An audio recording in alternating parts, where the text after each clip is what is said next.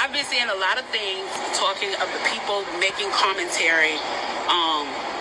Interestingly enough, the ones I've noticed that have been making the commentary are wealthy black people making the commentary about we should not be rioting, we should not be looting, we should not be tearing up our own communities. And then there's been an argument of the other side of we should be hitting them in the pocket. We should be focusing on the blackout days where we don't spend money. But, I feel like we should do both. And I feel like I support both. And I'll tell you why I support both.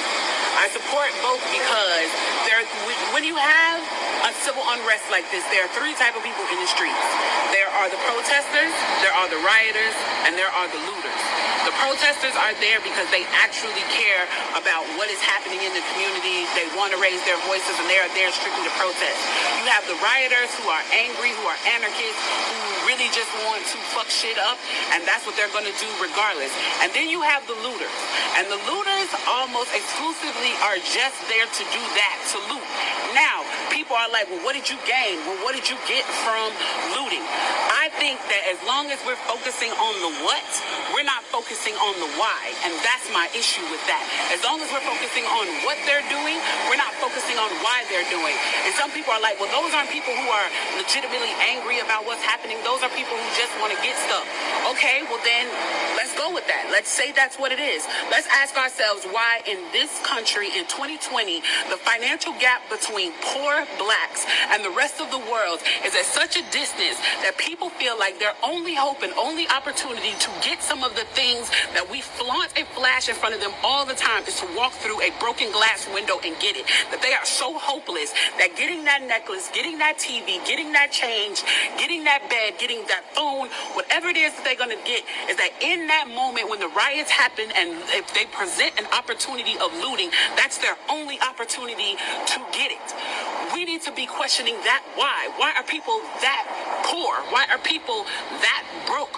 Why are people that food insecure, that clothing insecure, that they feel like their only shot, that they are shooting their shot by walking through a broken glass window to get what they need? And then people want to talk about, well, there's plenty of people who pulled themselves up by their bootstraps and got it on their own. Why can't they do that? Let me explain to you something about economics in America. And I'm so glad that as a child, I got an opportunity to spend time at Push where they taught me this, is that we must never forget that economics was the reason that black people were brought to this country. We came to do the agricultural work in the South and the textile work in the North. Do you understand that? That's what we came to do. We came to do the agricultural work in the South and the textile work in the North. Now, if I right now decided that I wanted to play Monopoly with you, and for 400 rounds of playing Monopoly, I didn't allow you to have any money, I didn't allow you to have anything on the board, I didn't allow for you to have anything. And then we played another 50 rounds of Monopoly, and everything that you gained and you earned while you were playing that round of Monopoly was taken from you. That was Tulsa, that was Rosewood. Those are places where we built black economic wealth, where we were self-sufficient, where we owned our stores, where we owned our property, and they burned them to the ground. So that's 450 years. So for 400 rounds of Monopoly, you don't get to play at all. Not only do you not get to play, you have to play on the behalf of the person that you're playing against. You have to play and make money and earn wealth for them, and then you have to turn it over to them. So then for 50 years, you finally get a little bit and you're allowed to play. And every time that they don't like the way that you're playing, or that you're catching up, or that you're doing something to be self-sufficient, they burn your game. They burn your cards.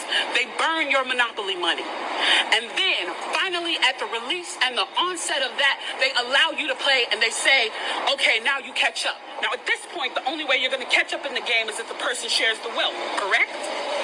But what if every time you share the wealth, then there's psychological warfare against you to say, oh, you're an equal opportunity hire. So if I played 400 rounds of Monopoly with you and I had to play and give you every dime that I made, and then for 50 years, every time that I played, if you didn't like what I did, you got to burn it like they did in Tulsa and like they did in Rosewood, how can you win? How can you win? You can't win. The game is fixed. So when they say, why do you burn down the community? Why do you burn down your own neighborhood? It's not ours. We don't own anything. We don't own anything. Trevor Noah said it so beautifully last night. There's a social contract that we all have. That if you steal or if I steal, then the person who is the authority comes in and they fix the situation. But the person who fixes the situation is killing us. So the social contract is broken. And if the social contract is broken, why the fuck do I give a shit about burning the fucking Football Hall of Fame, about burning a fucking Target? You broke the contract when you killed us in the streets and didn't give a fuck.